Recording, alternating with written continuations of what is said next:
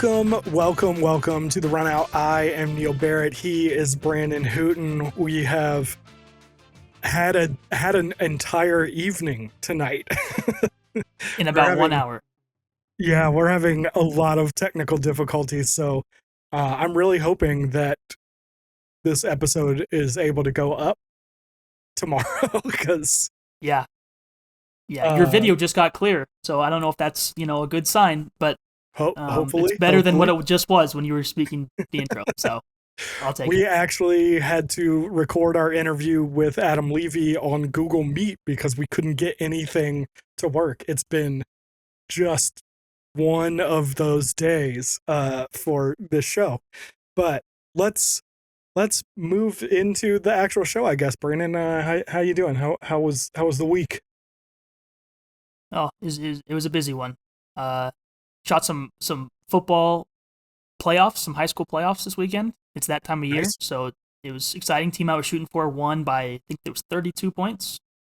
So, much easier to get good content when, the team's winning and having fun. But yeah, other than that, just, living life, looking at cards every day and, monitoring the lacrosse world. Nothing fancy. Looking at cards, speaking of cards, I know you're both of our PLL shipments are on the way. It sounds like mine's a little bit behind yours, but Yeah, allegedly they'll be here Friday. So I'm hoping to do maybe a live stream. I have 3 boxes coming, and that's way too much to film a video, in my opinion. Yeah. So I'm thinking I'll just do a live stream, and the people liked it last time. So if anyone has recommendations on platforms, let me know. I did it on Instagram last time, and it's fine, but it's Instagram. Not everyone has that, so I might have some tips for you.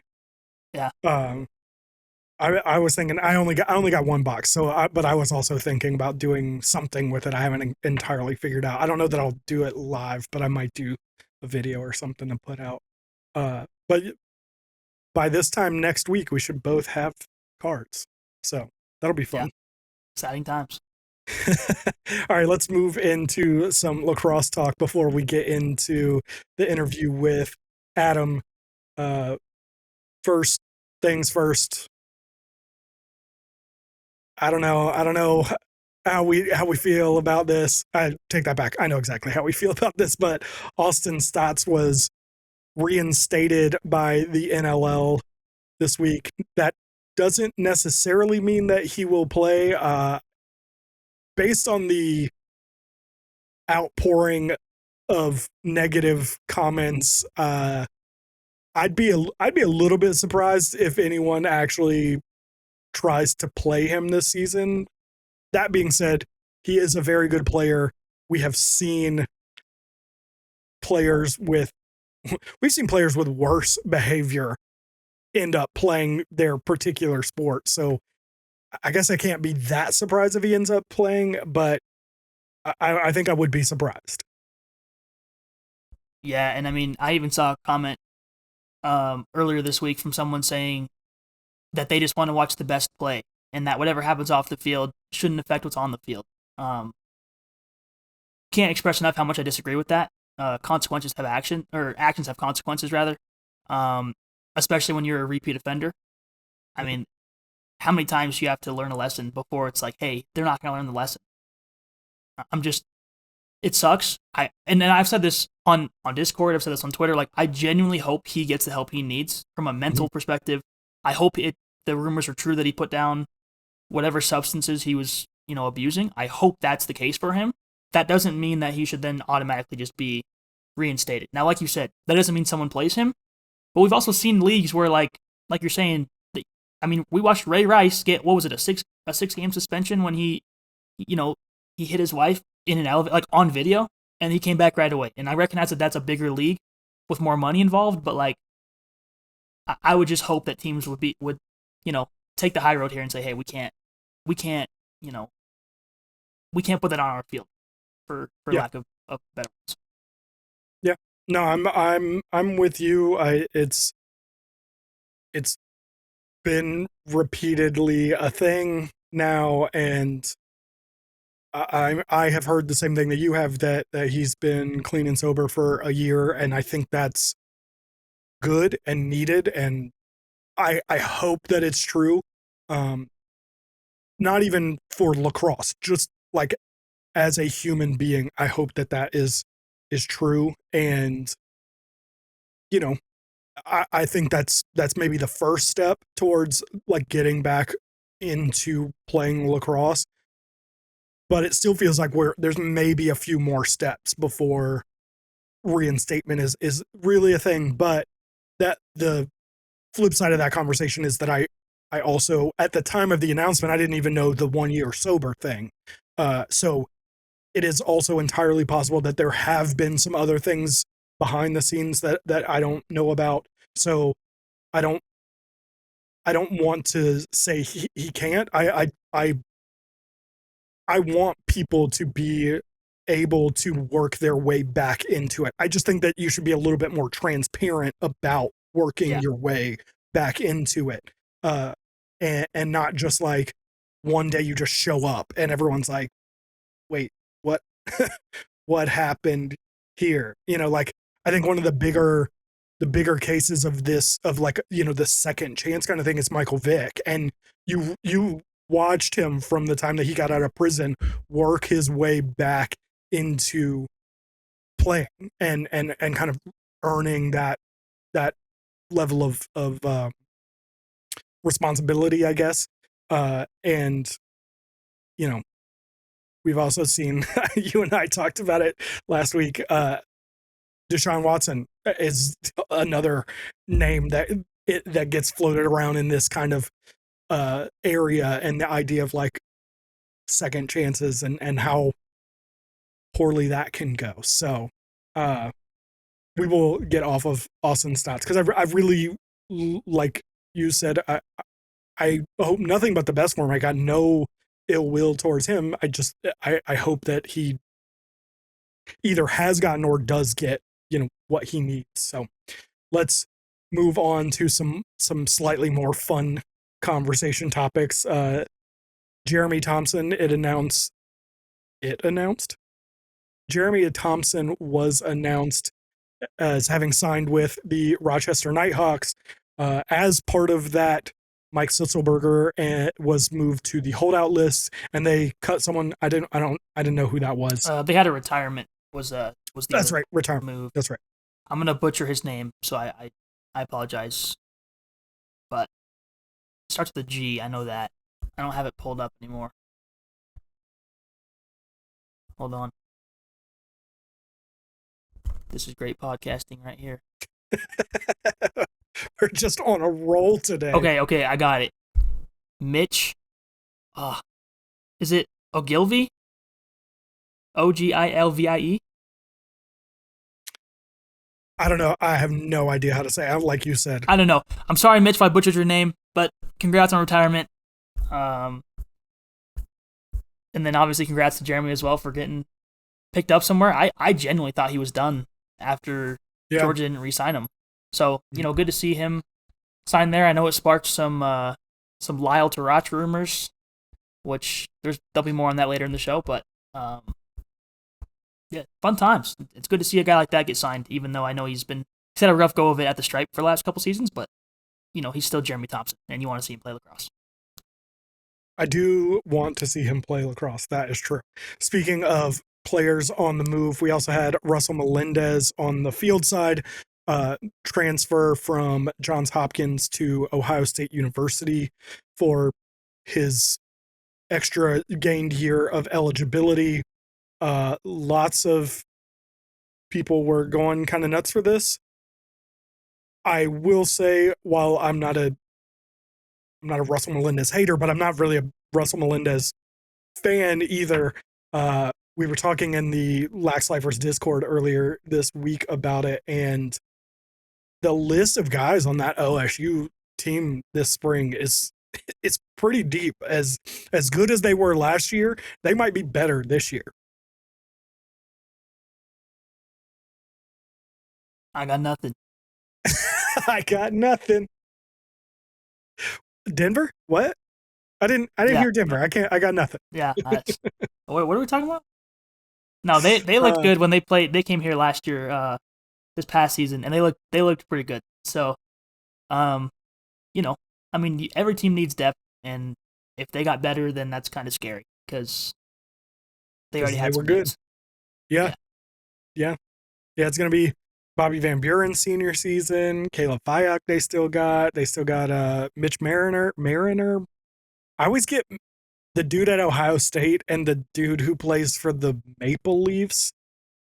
I always get how to pronounce their name. It's like Mitch Marner, I think, is the Maple Leafs player, and then Mariner is the Ohio State player, I think.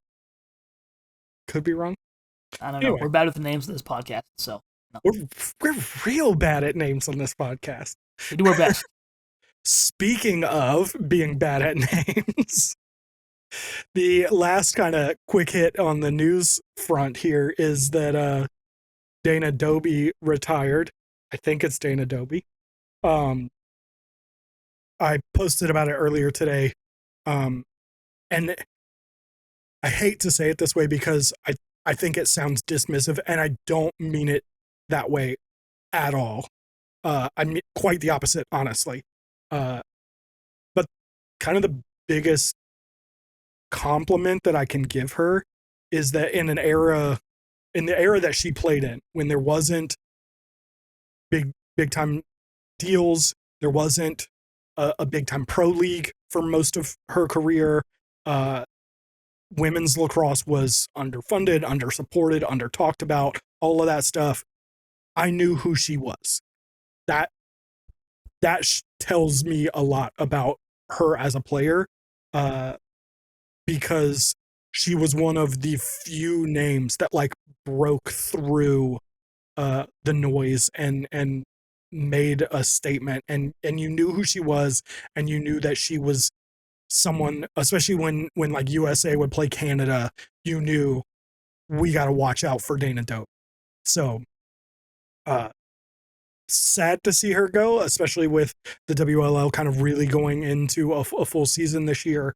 Would have been cool to see her maybe do a K18 and hang around for a year or two and play in the WLL. But she has hung it up. I believe she's coaching. I don't remember where. Probably should have looked that up.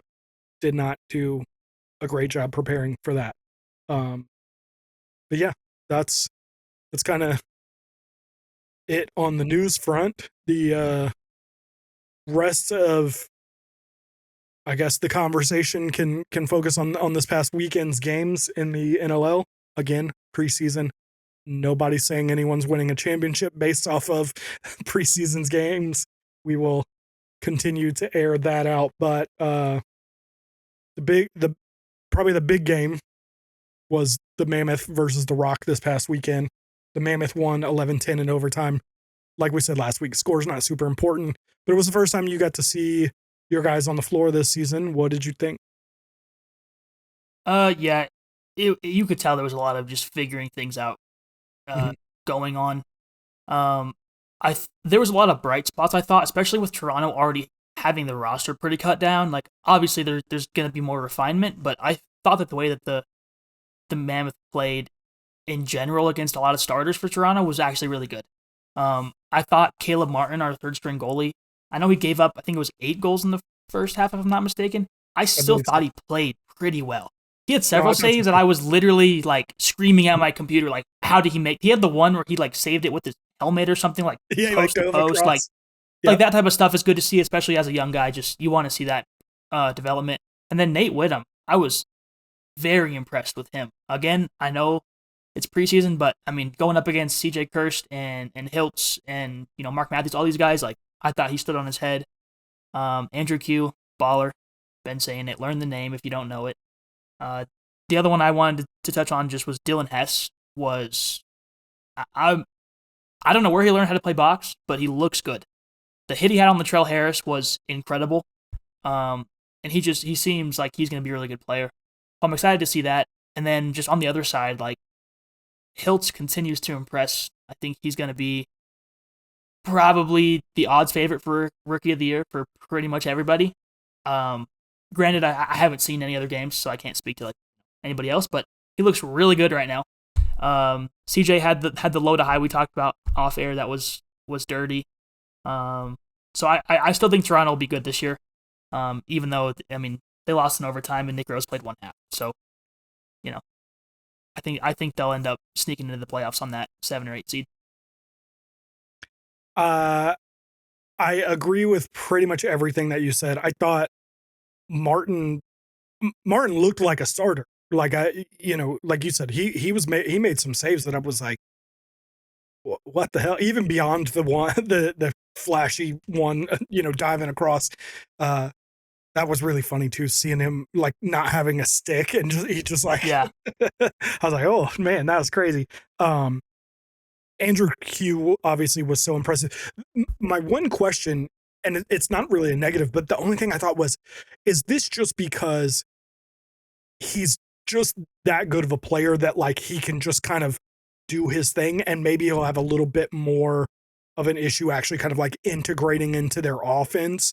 Because he's only been there a week, something like that. This is the second weekend of games, and then they had a week before that where they practiced. So, 3 weeks, 2 of actual game action. I don't think he'll have a problem integrating though. I think he's just that good of a player that he'll find the sweet spot. I think it's more so just there was so much roster turnover in general that there's going to be those issues, and like we played so many young guys that you could just tell they weren't quite sure where to be. And, oh, when is the skip pass coming? And, oh, I'm cutting. When do I pass? There was a couple of passes that I felt like were late or just off the mark. Owen Ron, I mentioned a couple weeks ago, got flipped to forward this year. You could tell that, like, he's adjusting to that speed as well, playing with Ryan Lee. And he had one really good look on the doorstep that Nick Rose saved. And it's like, okay, now you know, though, that you can get that in there and take that shot. But you have to find ways to bury it. And that's where Andrew Q, I think, really thrives, is just he's a goal scorer. Like, I think he's going to be the guy this season for the Mammoth. That's like, you need a goal, you're going to him. Not to say Malcolm can't do that as well, or Ryan Lee, although he's more of a distributor, but I just think, he dominated this weekend's game. So I'm not worried about that. I'm more so just worried about the young guys. And, are we planning on playing a lot of them? And how does that shake out? Yeah, I want to make it clear. I'm not worried about Andrew Q. My question was just about specifically the explosion of offense that came from him this weekend. Was that more due to him just being a baller and just being like, in a manner of speaking, just kind of being loose and it being a scrimmage and being a little bit less organized and him just kind of like taking it? Or like, has he already just kind of like meshed that well? And it's not really something that we're going to answer now.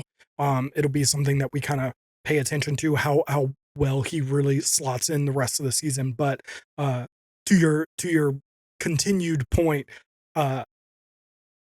Dylan Hess was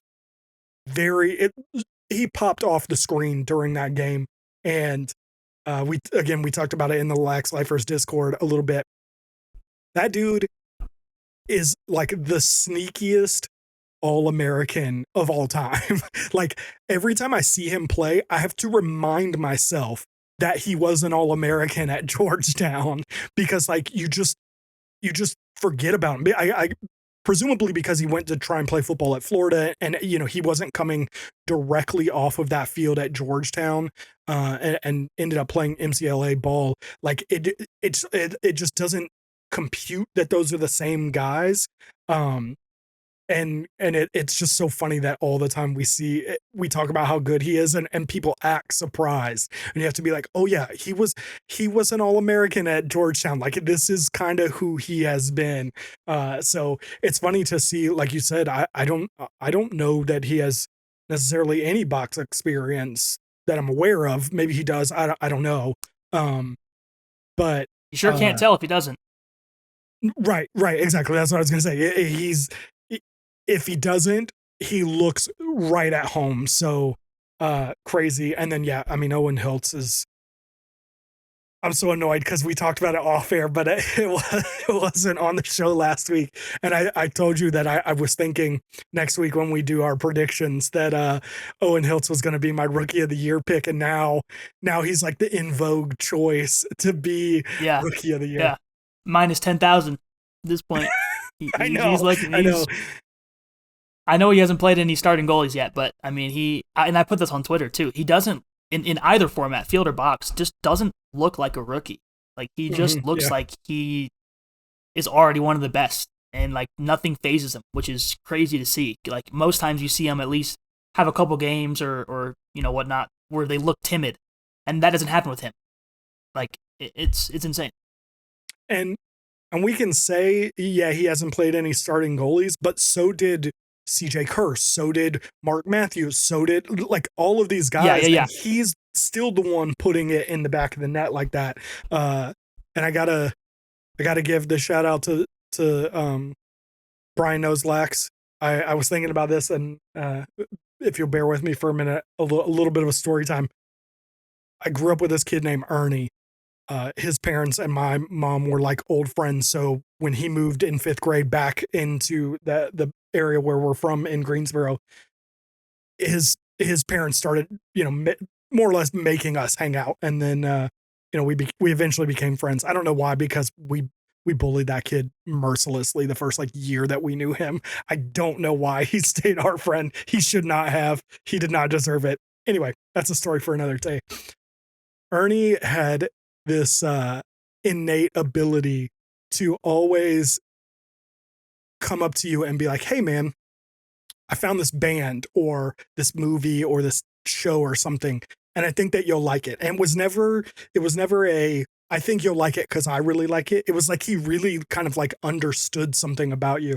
He used to come up to me all the time, and without fail, I'd go watch it or listen to it or whatever, and I'd be like, this is terrible. I don't know why he thought this.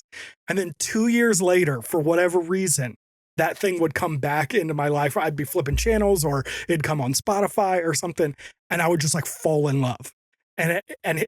I always tell Ernie, he was never wrong. He was just early. Like I just wasn't prepared to hear it at the time. And now like some of my favorite shows and bands and stuff are things that he recommended to me. And I think about, I was thinking about Brian and the way that he has talked about Owen Hilts for the last few years. And for years, I feel like we have just dismissed him as just being a Syracuse fan, which he is. And he rides for his guys, whatever it is. If they wore orange, they're his guys.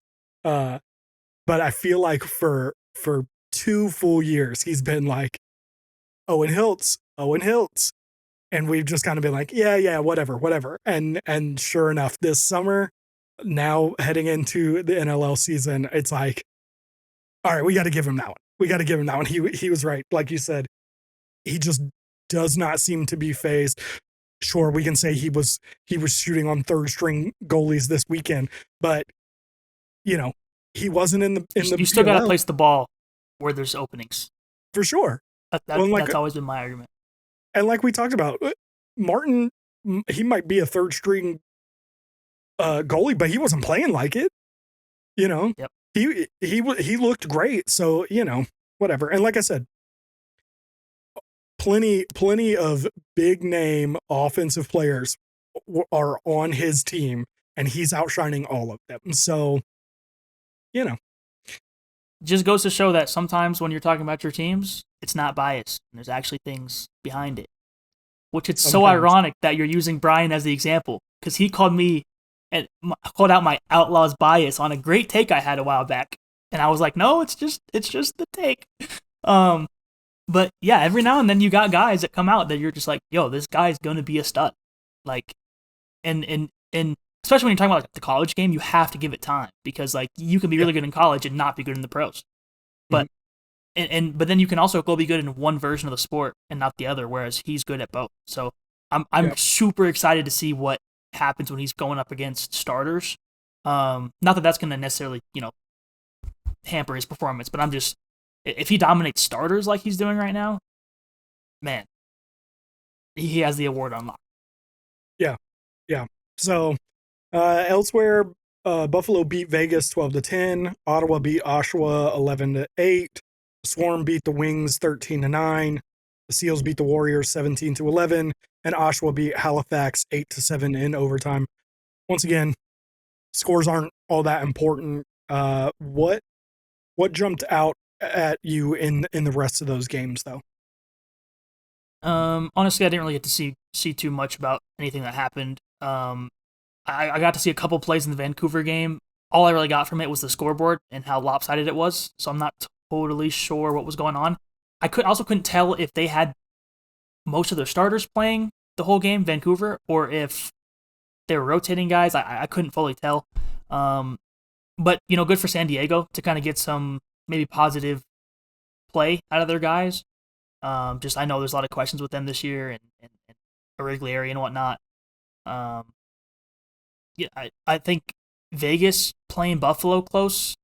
No Matt Vince again, but I think that's good to see. Like, I know there's a lot of hype around Vegas right now, but you need them to perform. Like, especially, and people might hate me for saying this, you need your expansion teams to win as fast as possible because you need them to buy in. Their fans to buy in. So I think getting that momentum after the signings is huge. I think all the greater Toronto area teams, Oshawa, Ottawa, having competitive games is always good. Especially, I think this was Oshawa's first time in the new stadium, if I'm not mistaken, and they let fans in. So I'm hoping. So. I know they're not going to get a full regular season attendance, but I hope that the fans that were there enjoyed it and come out and support that team because I think that they're going to need support, especially if they're not good. So I don't know. It's hard when there's not anybody else on NLL Plus, and then when they are, they're playing super late because I was busy and couldn't watch the Seals game. But lots of exciting stuff, and I know rosters have to be cut down by this weekend, so should be pretty interesting to see kind of who makes each team and who gets cut. Yeah, it kind of like you're saying. It's hard when not everyone is having their games televised. I've heard a conversation about it and about how like, oh well, it's they're scrimmages essentially, and guys don't want to show that to the public, but like we all understand it. Well, I shouldn't say everyone does. Hopefully, a large majority of the people understand that it's scrimmages.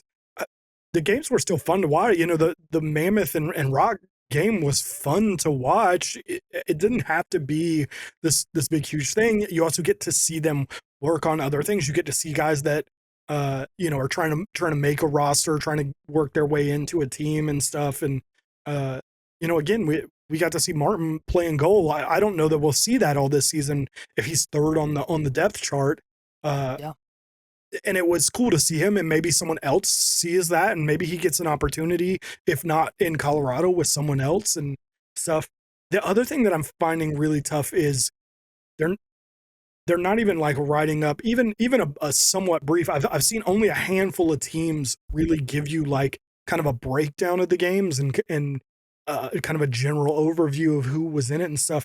So one of the big questions that I've been having, the Wings have not looked good at all in any of their games. And I can't remember if they've played 2 or 3 now, but they played at least 2. And I don't know who's playing for them because I know Brennan O'Neill didn't score a single point last weekend. And I don't believe he scored one this week. But again, it's hard to tell because not many people are writing up things. I don't even know. I haven't even seen photos of him on the floor. Like, I don't even know if he's playing. I know Michael Sowers played last weekend. I don't know if he played this weekend. It's just like there's not a ton of coverage. And so it's even harder to kind of tell where these teams are. And to that point, the other game that I kind of wanted to talk about a little bit was the Seals and the Warriors, because the Warriors have such high expectations now. And kind of like we talked about last week, the Seals also have high expectations, but they've had those expectations and they haven't really met them. And it was the first chance to see this Vancouver roster in this current makeup on the floor. And while I'm sure they will get better, it was surprising to see just how badly they got beat. Like they were never in that game. I think it was like 5-1 after the first quarter, and they just never really got any closer than that the whole game. So again, preseason doesn't mean anything necessarily, but it is a little weird to just be like, oh, this team is the team that everyone is saying is going to be up there. I know that everyone dressed. I don't know how much they all played. I only watched a couple of minutes of that Warriors game.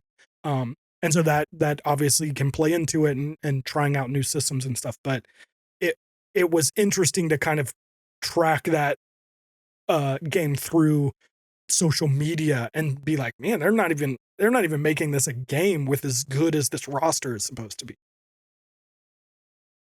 Yeah, and you just never know if they're trying stuff. You know, it might not be.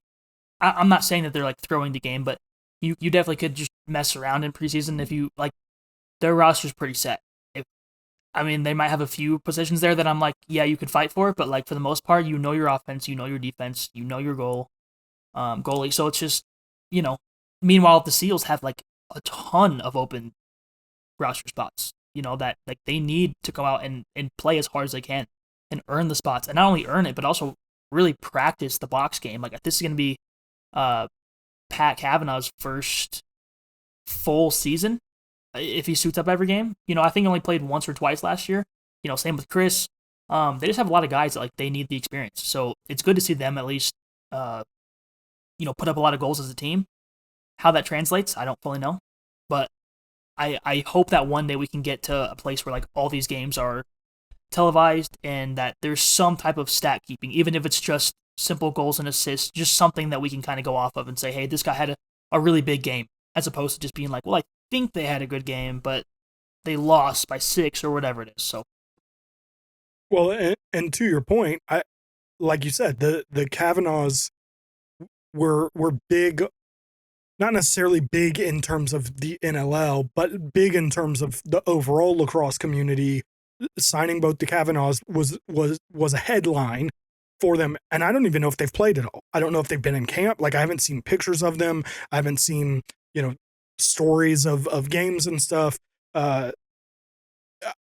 Similarly to the Wings with Brendan O'Neill, I'd have thought Brendan O'Neill wasn't even in camp yet, except that they keep posting their training camp roster every weekend, and he's on it.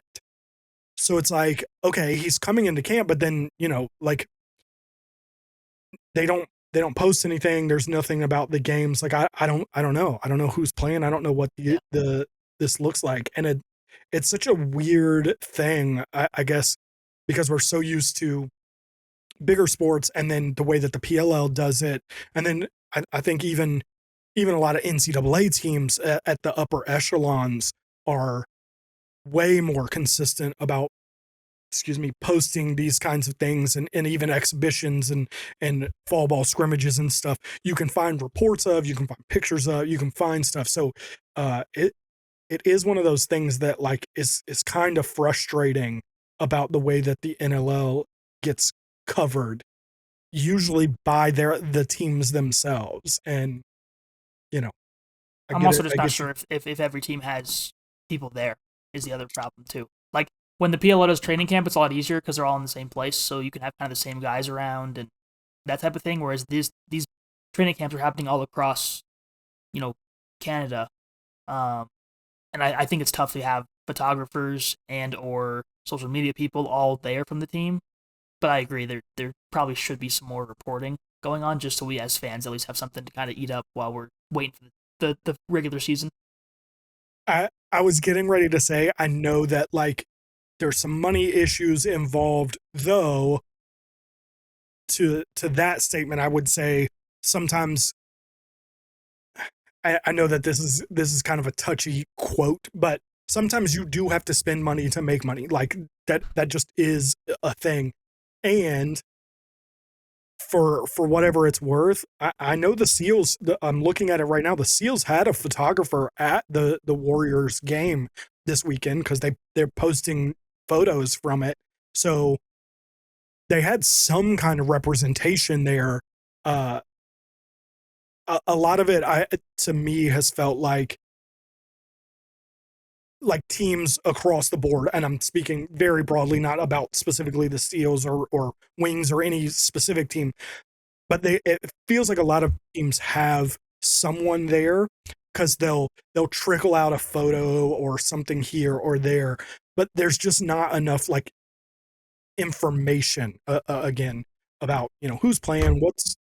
And I get it. It's preseason, and you think you can save a few bucks by not sending someone up to Toronto to track to report on it. But I think you end up shooting yourself in the foot more because we talked about it with the PLL this year and about how different the lead up to that opening weekend felt because they didn't do as much and we weren't as excited at the beginning of the season. Conversely, they did a great job building up to the championship. And they had events going, and there were videos every day and posts and all kinds of social, and they really built up into it. And so, I think that there is something to be said about doing that. But with all that being said, let's move into our interview with Adam Levi. For anyone who doesn't know, Adam's been on the show a few times before, but Adam is a contributing writer for InsideLacrosseIndoor.com, or it's just ILIndoor.com, but it's Inside Lacrosse's indoor page, the NLLPA.com, and Lacrosse Culture Daily, which I guess he's not anymore because they shut down.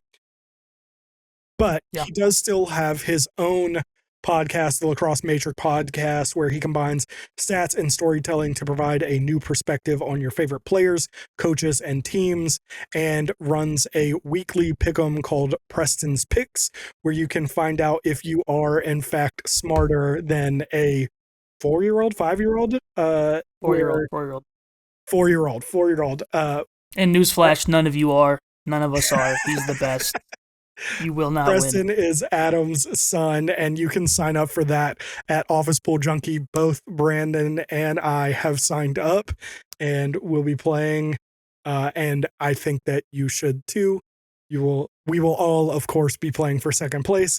Adam announced the prizes for this season's grand prize will be 2 NLL season tickets, I believe is what he said, to an NLL team, or if you're a PLL fan, he hasn't quite figured it out, but he's going to have something similar in terms of the PLL. I don't know what that will look like, but that is pretty enticing if you're me. Yeah, it's a ton of fun. If nothing else, it's fun to just kind of track, how good you are at predicting winners. And what I'll say is lacrosse winners is a very tough. It's probably the toughest sport, I think, to guess, just with how tight the margins are. And it's fun seeing, like, you can look through the standings and see all your favorite media people and your friends and stuff, like, kind of how they're doing. And so, yeah, definitely join. It's fun. And, it's all free. So that's the best part. But we asked Adam several questions. We didn't have a ton of time with him because of, we weren't going to have a ton of time with him. And then we had a crap ton of technical issues trying to get this interview recorded. And so we had a little bit less time than even we wanted, but we got into several teams that we are looking forward to and what he thinks their outlook for the season is. And, how good the Toronto Rock can be, stuff like that. What Adam thinks of Brandon's Colorado Mammoth and what they will be doing this year. But with that being said, let's get into the interview with Adam. All right. Well, after some delay, we are officially here with Adam Levi. Let's just get right into it. Talk about the season. I know that you have some limited time. The first thing, the easy question. Let's start at the easy question. The Buffalo Bandits are coming off of a three-peat, but they managed to keep a good chunk of their key guys together. Matt Vince obviously being probably the biggest key to them, and not losing too much. I think we'd all agree that Chase Fraser missing is going to be, is going to hurt them, but hopefully not too much. Is there any reason to believe that they are not one of the favorites to win it all again, if not maybe the favorite? I would not put them as my favorite. And by the way, first of all, thank you guys for having me. I really appreciate it. The technical difficulties feel more like Liverpudlian shambles right now, which is, That's real. a callback. It's that's for the real folks who know, Neil and I are arch rivals on the EPL circuit. Right. So, but yeah, I would say that they are one of the favorites for sure. I think that, this is a real test to see how much the supplemental scoring from Chris Cloutier and Chase Fraser meant to that club. And, when you look at a guy like Chase, sure, the numbers in terms of sheer goals and assists may not be jumping off the page. You'd say, wow, they're going to really miss that guy. But the amount of attention that he draws because of the way that he can score so athletically, I think is going to be interesting. However, I will say Clay Scanlon, when he was playing with Buffalo last season, the team was really happy with his production there. So I think that it's going to give him more chances, hopefully, where Chris Cloutier may have filled in. But, I think that, like you said, with Buffalo getting almost all of their pieces back that were part of their success last season, it's really going to be about, how is their age affecting them? Can they continue to be that strong for another year, which no matter who you are, no matter how dominant you are in any sport, to win 4 championships in a row is incredibly challenging. Yeah, for sure. Brandon, you got anything? Yeah, I was just going to say, I know you mentioned Buffalo's probably not your favorite. Mm-hmm. I said a couple times on this show that I think Vancouver's probably at the top of my list.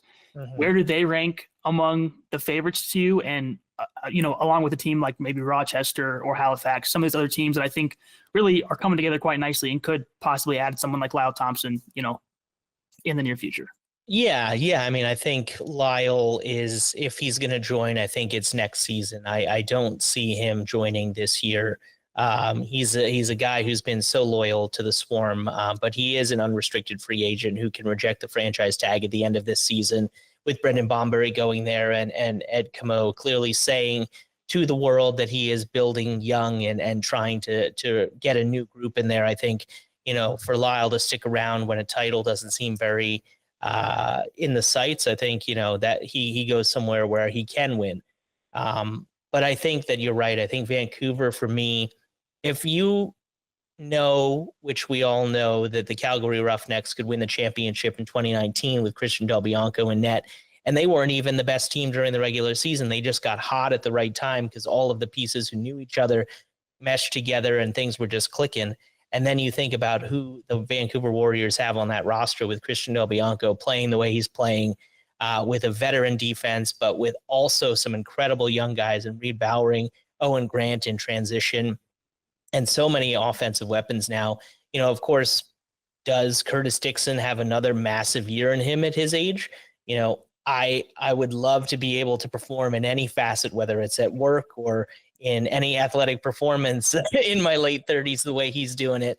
But I think that that's going to be, something that we'll have to wait and see. But, the roster they have with Kurt Malosky as the head coach, beloved and so well respected, and for every good reason, they just have every single piece set up for success. So they are my favorite. But you mentioned Rochester. I don't think people are giving Rochester enough credit for what they're going to do this year. I think that we really have to be talking about Rochester as a home playoff team in that first round. The depth that they have at every position. Sure, you could go back to goaltending and say, well, is Hartley going to be great? Oh my goodness, I'm blanking. Hutchcraft is he going to be able to be a solid backup? There's a lot of hype in Hartley. And I think rightfully so, just as, people have wondered about Chris Origlieri in San Diego. And if he can step up to the task, I think both goaltenders can do it. But that Rochester lineup, you add Zed Williams, you just add Jeremy Thompson, who, I think he's going to win you a bunch of faceoffs, can play some D, but just that veteran presence there. I think that Dan Carey has made a lot of really good moves. So I think people are sleeping on them, not necessarily to be the championship contenders, but to be the team that's going to be a fuss for any solid team like the Vancouvers and Buffaloes to play in the playoffs, and an upset is definitely possible. Okay. From one team that had a whole lot of turnover to another team that's got a whole lot of turnover, but maybe on the opposite end of the spectrum a little bit. The Toronto Rock had a huge draft, grabbing CJ Kurst and Owen Hilts, and grabbing Ty English, but he's obviously going back to school, but they will get Sam English from last year making his debut. What do you see as their ceiling this year, and how quickly do you expect those new pieces to really kind of mesh and start to live up to that potential? Well, how exciting has Owen Hilts been in this preseason? I think he has really shown that he means business right away. And those who have been following Syracuse lacrosse obviously know what he's capable of. But, I think that it's going to be interesting to see the development of Hilts and CJ Kurst and how they work off each other and how that duo kind of blends in. You are going to be missing Tom Schreiber, and I think that they have enough pieces to obviously fill in there. You get Nick Rose back. The question with Nick Rose, and I know that a lot of what I've said already hinges upon goaltending, which I guess is how the cookie crumbles in the National Lacrosse League. But with Nick, again, at his age, when do you start to see a huge drop off? And the way that he's been performing over the last 3 seasons is really almost unheard of. I think I had put out a tweet that when you're talking about his goal against average being under 10 for as many years in a row, like there are a few goalies in the history of the league that have done that.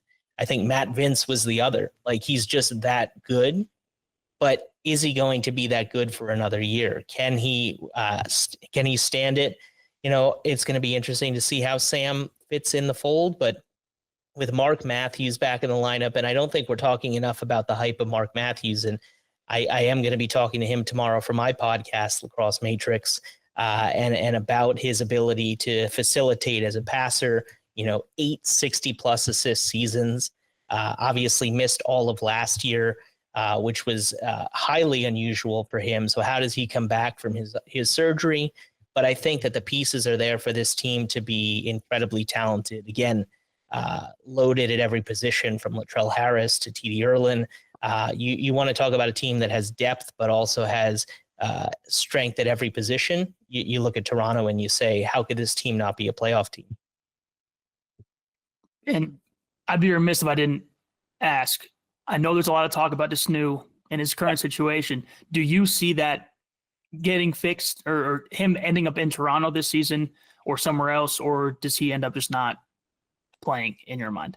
Well, I think especially, and good on his agent. I'm blanking on the agent's last name, but Steven Stamp, my colleague, did a great piece kind of figuring out what's been going on there, and his agent has been very open to having conversation.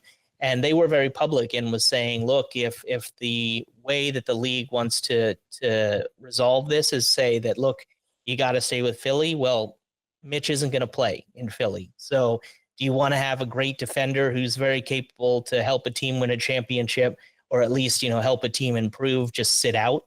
We saw how that, I'm not saying he's Christian Del Bianco, but we shouldn't be having high quality players be sitting out.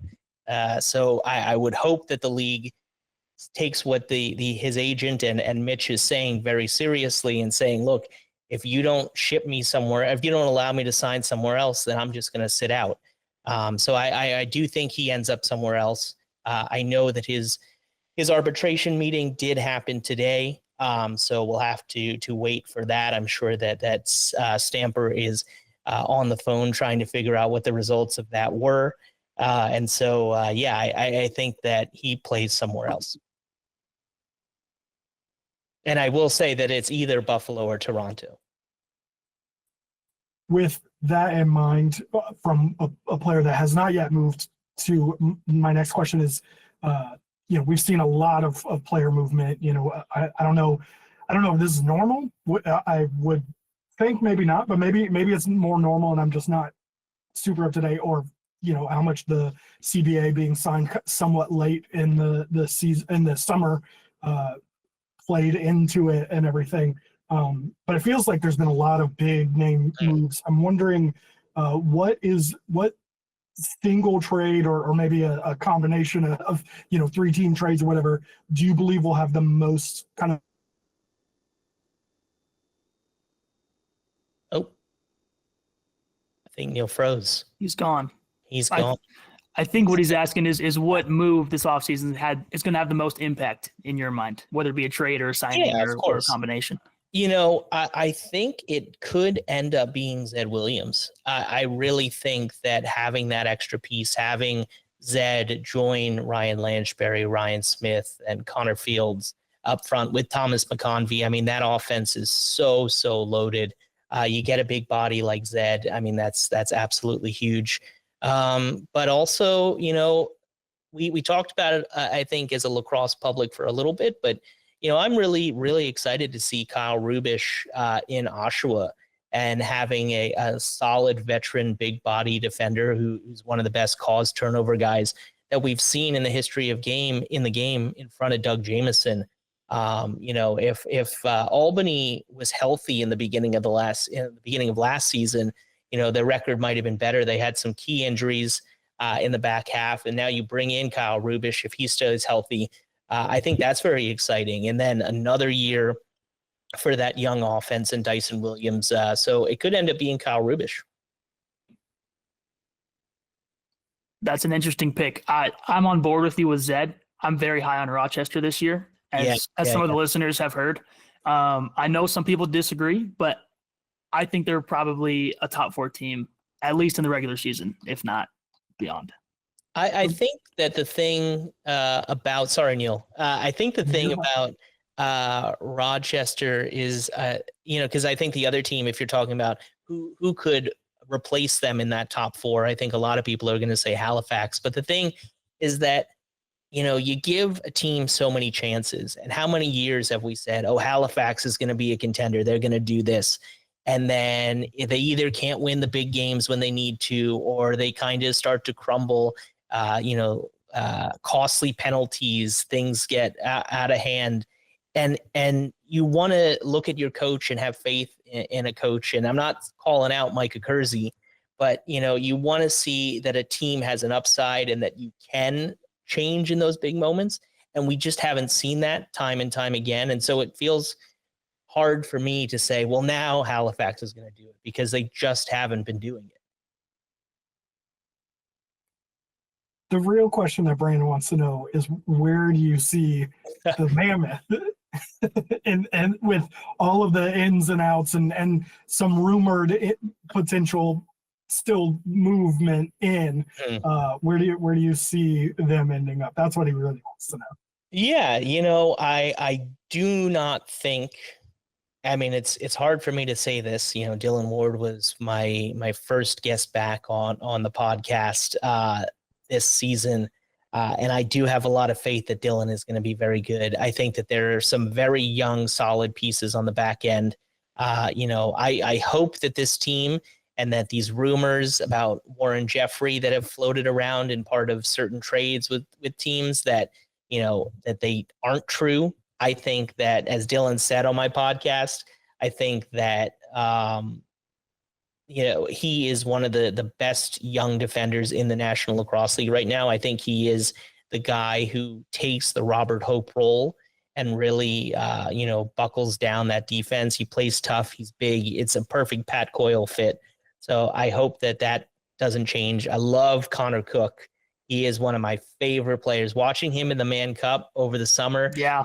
Man, that guy is awesome. Like, as a 5'8" guy, I have to support my short kings, and that guy just has it. So good on him.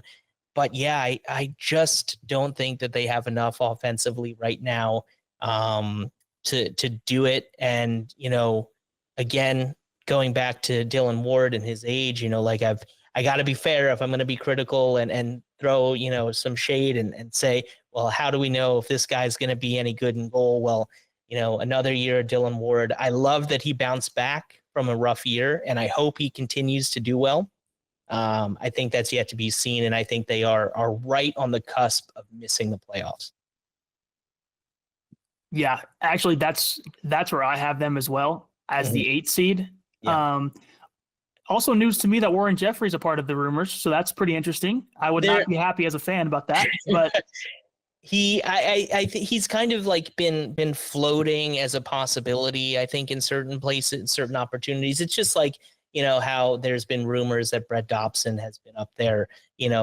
Everyone wants to have the flashy guy that's going to go somewhere else. And I think that where that came up originally, the Warren Jeffrey thing, if I have it correct, someone else can, once this is out, can correct me if I'm wrong. But when this rumor came out that Jack Hanna could possibly end up in Denver, was, well, what is Las Vegas going to do in return? And I think that they need something. If they're going to look somewhere, they would want defense, and they would need something back, because Jack Hanna is phenomenal. But from what I understand and what I know, that is all just talk at this point, and that is not going to be happening definitely anytime soon. So I think that Warren Jeffrey is a beast. I love his game. So then just a quick follow-up then, was there ever any truth to the Disnew to Vegas talk? And then by your own sort of statement there, does that mean Jack Hanna just doesn't end up playing this year? No, I think he ends up playing in Vegas, and I think he's going to have a great year with some great help. I could be wrong, and I'm fine with totally being wrong on that.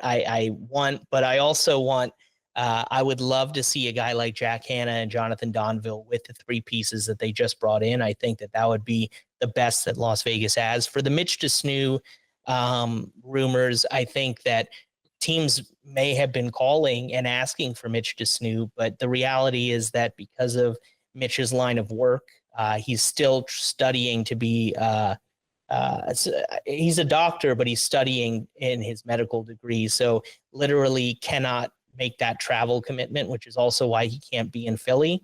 It's not because he doesn't like Philly. It sounds like he may not. I don't know. I haven't had that conversation with him, but it is strictly a life situation where he just can't be other places.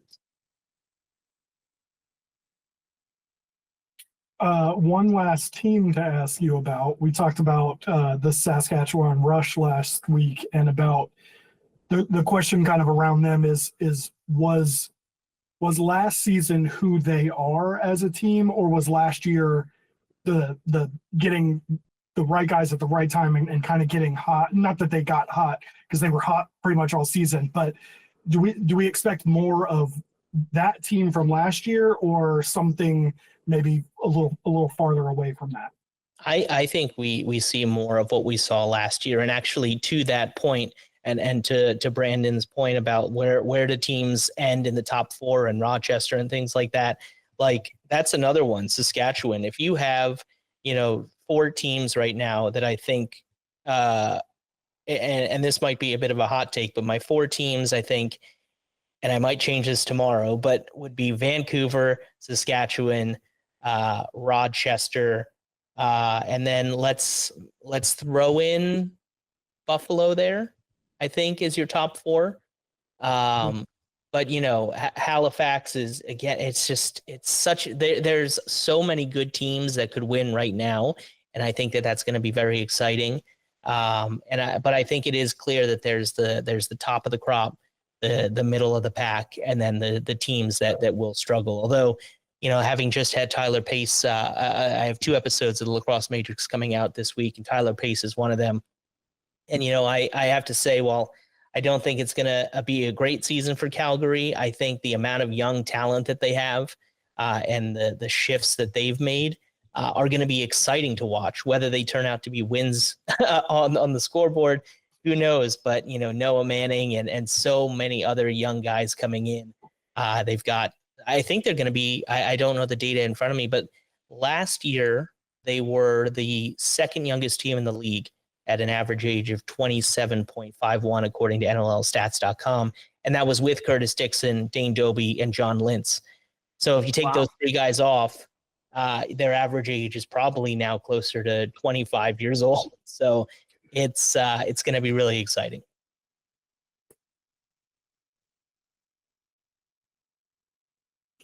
That's all I've got. All right, we'll get you out. We'll get you out on this then. Yep. Yeah. We appreciate you jumping on, and we've talked a lot about the teams. I'm curious. I'm not going to ask you to predict champions or anything. Well, I guess we kind of did that already. But I'm wondering, this year feels maybe a little more wide open than some of the years in the past have, in terms of, Brandon and I talked last week where at this time last year, I think everyone was saying Buffalo is going to three-peat. Right. And the best hope was that someone got hot at the right time and everything. So I'm wondering, who is your MVP pick? Maybe a little bit more individual on this one. My MVP pick, that is a great one. I could definitely see someone on the Bandits, a Josh Byrne or Dane Smith, being in the running again. I think we might end up talking about Christian Del Bianco again as a potential MVP. I wouldn't be surprised if Connor Fields was in the discussion, but the thing with Connor Fields is that it's hard with so much help there, so I almost feel like it trends back to Buffalo because you don't have that same full supporting cast on offense if it goes to Dane and Josh. And by the way, I haven't even mentioned, and we haven't mentioned Tehoka Nanticote, who now is going to get more touches and is going to look phenomenal. One of the most exciting guys out there. So I don't know. It's a cold take, but I don't see it really deviating much from the guys that have been in the conversation over the last few years. I think that those are the clear-cut stars of this league. But then at the same time, is it someone? Does Vegas somehow shock the world, and they get the goaltending from Landon Kells that they need, and you get Mitch Jones or Jonathan Donville or those guys? I think Mitch Jones would be in that conversation, which he's been in there as kind of a sleeper pick for the last couple of seasons. So is it him? But that all hinges on Vegas's record and if they can kind of get the W's that they need.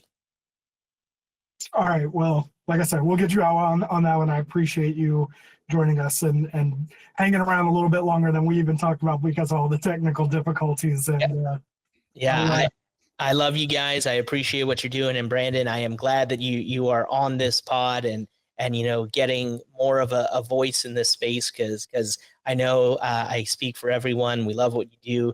Neil, aside from being a Manchester United fan, love everything that you do and love all the new content. Like, seriously, that is so cool that you're doing that.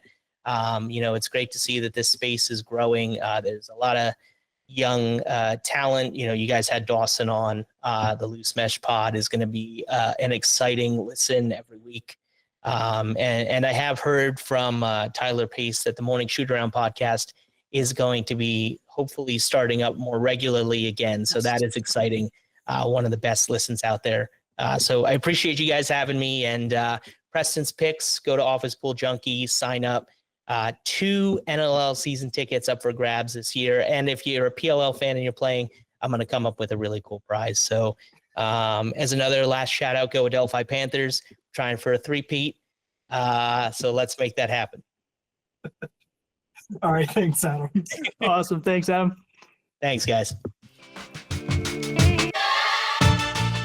All right, so that was our interview with Adam Levi. It was a ton of fun to have him on, and we are always glad when he can join us. Brandon, that was your first time talking with Adam? Yeah, face to face at least. I've interacted with him plenty on Twitter.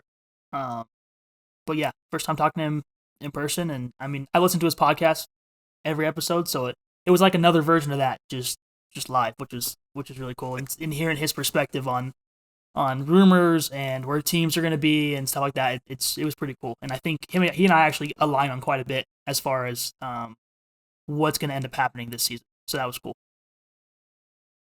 We're gonna have some predictions next week, so I'm interested to see what you think, because as I have said many times, I'm an NLL idiot. My predictions aren't going to be worth much of anything, but well, who knows? Maybe that'll help you. Maybe that'll just that'll make you pick better results. That's true. You were talking about pick'ems and how hard it can be, and I definitely think there's a bell curve where the less you know, it can kind of help you to a point. Obviously, if you know nothing, that's probably not going to help you too much. But if you can kind of hang around and know who's good and who's not, maybe you can do pretty well. And then the more you know, the more you start like second guessing everything and whatever. Yeah. So I had one more thing before we wrap it all up, and it's a trivia question that has to do with your boys, the Mammoth. And it's gonna make me look so bad. I'm so bad. No. You can do this. You can do it. When did you start watching the Mammoth? This is not the trivia question. I'm just like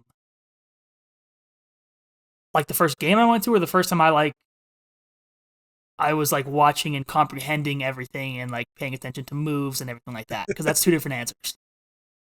Let's go with this. Let's go with the second one. I think I started to really dial it in college.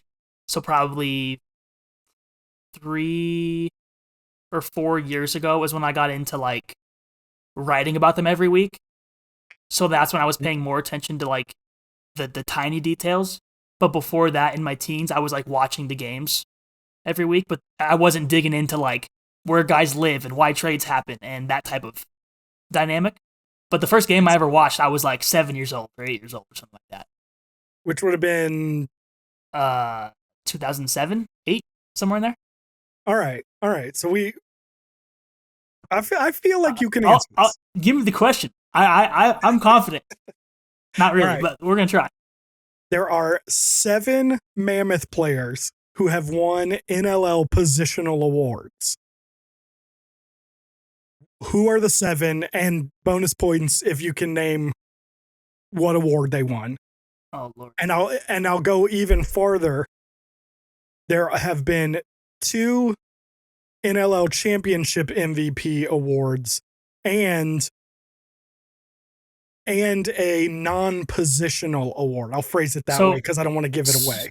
So the championship MVP, do those count in the 7, or is that separate?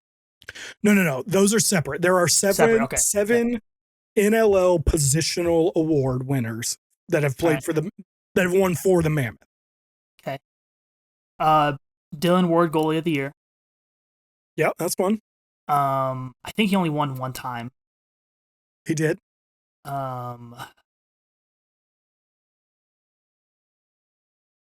And when we're saying positional, we truly do mean just positions, not like sportsmanship or like that type of thing. Or is yes, that's why I said positional awards, not sportsmanship. Okay, I want to make sure, because otherwise I'm like, I have no idea. Lyle Thompson, he wins every, man.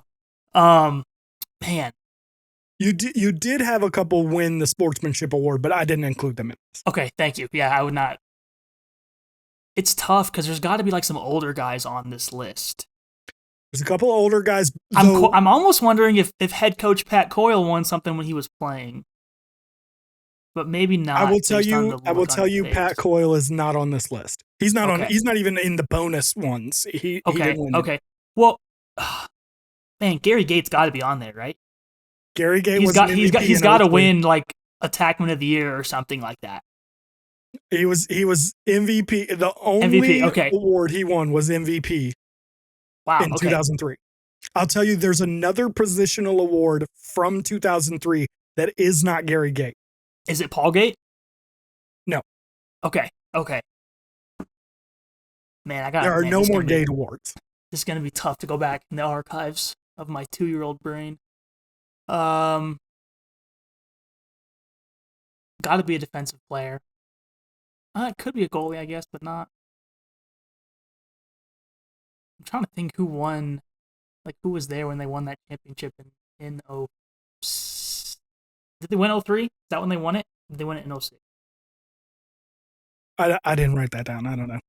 No, it's fine. I'm just talking out loud. This is so difficult. You know what? Because of the bonus questions, I'm going to say they won it in 06 because one of the championship MVPs was from 06. So I'm going to say they won it in 06. Yeah, that's why I was like, that's what I thought, because they came in 2003. Obviously, Dylan Ward won MVP of the 2022 finals. So that's a bonus. That's a bonus. That's a bonus. I'm really trying to think who else was good enough. Like Dan Coates was our captain for a long time. Like, could he have won something? I'll give you a little hint. In 03, it was Rookie of the Year. So, oh lordy.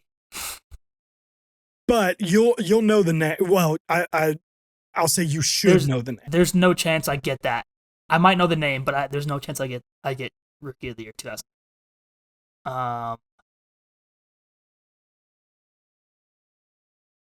Gavin Prout's got to have something. He's got to have. Maybe not. I don't know, because I'm higher on Prout than most, even though he's like a Hall of Famer, and his numbers are tired. I'll tell you this: he was not one of the 7. He was the 06 championship game MVP. Okay, I at least feel better because I was like, Prout was so good, man. Man, I wonder what he's doing now. I hope he's doing well. Like Brian Langtree was good, but I don't know if he would have won anything. I still am considering Coatsy there. There's so many names that like come to mind that I think are good, but I just don't think they would have won anything. There's transition player of the year, right? That's a thing at this. That is a thing. And is that how many transition players of the years are there on this list? 1? 2. 2. Man, I gotta think like. You know what? I'll give you a hint here too. The 2 transitional player of the year awards are the same player. Did Zach Greer play for us? I don't think. I'm gonna say no based on the look on your face. Ian Hawks-Bieno played for us. And he was good, but I don't know how good if he was winning transition player of the year. You know what's funny? We talked about this guy last week. Joey Cupido. Uh-huh. Okay, yeah. Nice. I was like, wait, I know this. Because he's still fast, but he used to be, man, when he had long hair, dude, and the high socks, man. That's 4 of them. There's a I'm missing huge 3. name you're missing. I know Casey Powell played for us for a season, but I don't know if he won anything. He may have won Attackman of the Year. I'm gonna go out on a limb and say the name you're missing is bigger than Casey Powell. In lacrosse or in box lacrosse? Both. Holy wow. Who am I missing? You're John Grant Jr. Attackman of the Year. John Grant Jr. Maybe he won MVP. Did he win MVP? MVP. With us? In 2012. With us though? Yep. Wow. Okay, that's actually funny. I have a retirement John Grant Jr. Banner right up there. That's why I was funny. Like, you're gonna be mad when you. Yeah, as soon as you said that, I was like, oh, I know. Of course, it's Junior. That dude was a menace. Okay, so I need 2 more. I'm missing 5. No, you're down. You got 3 left. Didn't we already have 4? Because we had 2 Joeys. We had Dylan. We had. Oh, you know why? Because it's my bad. It's 7 players, but it's 8 awards because Joey Caputo won 2. Got you. So I'm missing 3 players. You're missing 3 players, yes. And then someone at some 3 point, players and 3 awards. Someone at some point had to have won Defensive Player of the Year. No Defensive Player of the Year. I'll tell you what you're missing. 2 so rookie, 2 rookie of the Years, 1 goaltender of the year. The Rookie of the Year's got to be recent. Wait. 2 rookies and a what? And a goalie. And a goalie. So it's not Wardo because he won the other one. Oh, what is his name that he replaced? I can picture him in my mind. Oh, I remember it so vividly when he took over for him too. It's not Steve Fryer. Nope. Okay, that's what I thought. I can picture this other dude in my head. I just can't think of his name. So let's focus on Rookie of the Year. Malcolm didn't play for us his rookie season. No, he did play for us rookie season. Did he win Rookie of the Year? Or did Liger do it? Or did Ryan Lee do it? I'm gonna give you years. It's not Liger. You got 03 was one Rookie of the Year, and 2012 was the other Rookie of the Year. And I already said I'm not getting the 03, so that's fine. You've said the name, you just didn't actually. In 2003? Yeah. Was Gavin Prout drafted in 03? No. Or was it Langtree? Well, it's Langtree. Brian Langtree was Rookie of the Year in 03. You're robotic right now, so I don't know what you said. But stupid internet, I heard that. All right. That's not helpful. If you can hear me, Brian Langtree. I can kind of hear you. Brian Langtree was the Rookie of the Year. Okay. Well, at least I thought of him. That's So now you got the 2012 Rookie of the Year and 2012 Rookie of the Year. So he's probably not in the league anymore. If he is, he's very old. Let's see. Man,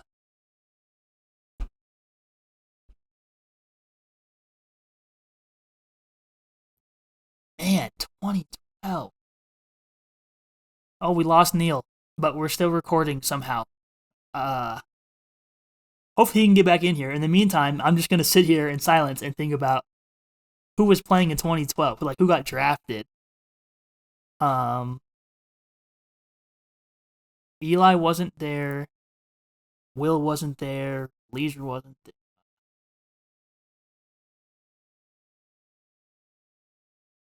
Could be someone, too, that hasn't played for us in a while.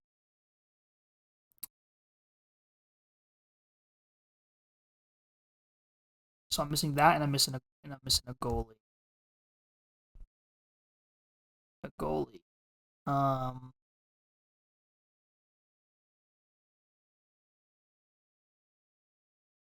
It's really gonna kill me when he tells me the goalie, because I feel like it's on the tip of my tongue. I just can't think of his name.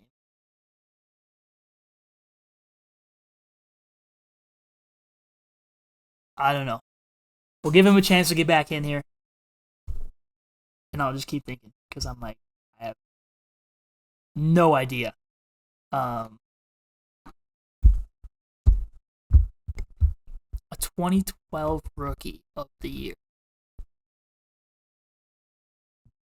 Like, who was really good when I was like 11?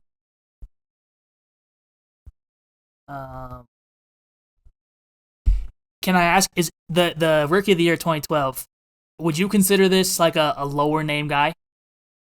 I've never even heard of this dude. Okay, so I was thinking guys like Jeremy Noble and that type of thing. So, okay, that doesn't help at all, actually. You know what? I take it back. There's a well-known football player with this dude's name who has become a sort of big lacrosse fan. You see him at PLL games occasionally. I've seen him on ESPN shows wearing PLL jerseys. Okay. Well, it's not Pat McAfee. It's not Dan Orlovsky. It's This is not a dude who has a show on ESPN. Go ahead. Dion Dawkins is the only other lacrosse football player I can think of. Like Chris Hogan didn't play. It's a little bit misleading because you don't immediately think of him as this name, even though that is technically his name. He has a nickname that he goes by. Well, that's not helpful at all. I wish 11-year-old me paid more attention. This is tough. And you know what sucks? Is that I know the goalie you're talking about. I can picture it in my head. And you're going to say it, I'm going to be like, yeah. Think of a pumpkin. What is a pumpkin? Like, what is a pumpkin? Like a jack-o'-lantern? No. It's a type of vegetable that is known as a squash? A squash is also one. What is that like family of things called? I have no idea. I didn't study agriculture. I didn't study agriculture. Was it family called? Hey, who's a basketball player who's a part owner of the Las Vegas Desert Dogs? Steve Nash. All right. Oh, okay. So that's the goalie. That doesn't help me with the rookie of the year, though. No. The goalie. The goalie is. Oh, wait. Hold on. He's Hold so on. close. He's so Hold on. close. I want to tell you, but I'm just enjoying the struggle. You know it's bad when you can picture the person in your mind, but you can't say it. Like, if I saw him in person, I wouldn't know what to say, but I know him. You're like, G hey, Nash. that's the G Nash. No? No, that's right. That's right. Oh, okay. I was like, I swear but- that's his name. Yeah. Okay. Thank you. Yes. You know how long I've been thinking about that dude, and I just couldn't get it out? Do you want me to tell you what his name is? Sure. Gourd Nash. Yeah, I wouldn't have not got that at all. So A pumpkin and a squash. Those are yes. gourds. Now that you say that, yes, but I would not have gotten that. I didn't study agriculture. Hey, I don't know. All right, down to this the 2012 Rookie of the Year. And you said you have no idea who he is. No. Can you tell me the position at least? Give me 1 second. I literally just had his page up, but I closed it because If he's not an attackman, then he's a forward. Thank the Lord. Okay. In 2012, he had 76 points. Oh, I just missed out on this opportunity because I was doing this. Damn. Oh, he was drafted by the Rochester Rattlers. Interesting.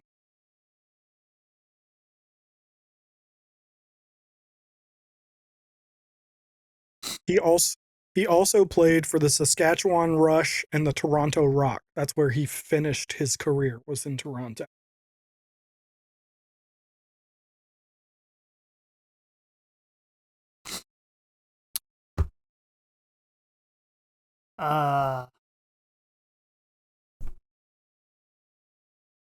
Oh. Zach Greer did play in Colorado? Yeah, that's what I thought. This person was who was traded for Zach Greer. Zach Greer, one of, if not my all-time favorite Duke player.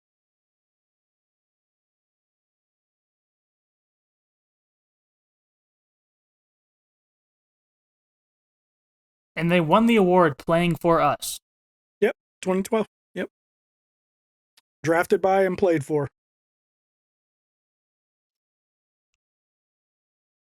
He was drafted in the first round, 3rd overall by the Colorado Mammoth. We didn't draft Ryan Benesh, right? I don't know, but no. you did draft this player. I'm just trying to think of old dudes that like. Oh, you said he finished with Toronto, so never mind. It wouldn't be Benny. Yes, that's true. Yeah. I have no idea. You want me to tell you? Yes. He's so defeated. Dude, I genuinely don't. No. You got 6 of the 7. You shouldn't be that defeated. Adam Jones. I should have thought of Jonesy. Did not think of him. And I also forget that he finished with Toronto as well. He had kind of a weird career arc after leaving us. Yeah, it looks that way. Although it's second best season. In 2015, he had 93 points for the Mammoth, but he had 89 in 2018 for the Toronto Rock. And then I don't know if he got hurt or what. He only played 1 game in 2020 for the Rock. And that was the last he played, at least according to his Wikipedia page, which also says technically that he's still playing. But whatever. Also, for anyone who remembers me trying to give you the football hint, Adam Pac-Man Jones. Oh, yeah. I know Pac-Man, but I would not associate that at all. Yeah, no, that's what I said. I was like, in a weird way, it's kind of a harder clue because most people don't think of him as Adam Pac-Man Jones. They just think of him as Pac-Man Jones. So Yeah. but yeah, big at least PLL guy. You know, I don't know how much he's into it. And the only one that you missed, it was Adam Jones. But then the bonus was, and you would have, I doubt you'd have ever gotten this if we sat here till Thursday. In 2004, Steve Govett Steve Govett won Executive of the Year. It was the only other award. Oh, I wasn't even thinking like No. front office. That was like I said, I was only asking you about those like positional MVP kind of awards. That was just one of the bonus ones. If you were super good and you were like, I think he won this, I'd have given you a bonus point for that. But look, pretty good. For being 11. Whatever I was. 6, yeah. 6 of the 7 players and 7 of the 8 awards. So, oh jeez, how do we keep doing this every single week? I don't know. Kids love it. The kids love it. Well, all right. On that bombshell, maybe it's time to move on and get out of here. So, if you want to join in the conversation, the best way to do that is by joining the Lax Lifers Club. That is the home for our entire community. When you join, you get access to our Discord community, get episodes of the Run Out 48 hours early, and gain access to exclusive things like hangouts and watch-alongs and some other fun things that we have planned. You will get to directly interact with us and other fellow lifers. It's been pretty fun as it's starting to pick up. I think the NLL season is going to be fun to have that Discord channel for everyone. And you will be able to help us build this community of passionate lacrosse fans. You can find all of the details and info on the different tiers by hitting the link in our show notes or the video description if you're watching on YouTube. That is it for this week. Thank you. A big, huge thank you to Adam for joining us today. We had a blast having him on. Hopefully next time we have him on, we can do it for a little bit longer and we will not have as many technical difficulties. Please go follow him on social media. And if you really want to challenge yourself, sign up to play Preston's Picks at Office Pool Junkie, as well as to give his podcast, I totally just blanked on it, Lacrosse Matrix, that's the name of it. Listen, Adam is a great dude, and that is a really fun show. You can find both me and Brandon on social media. Brandon is at Hoot Sports Media, and I am Neil Barrett. Like, subscribe, rate the show, and review it, whatever platform you're listening on. It really does help us get this thing out to more people and get some fun guests for you guys here and there whenever we try to get them on. But until next time, I guess we will catch you guys in the comments.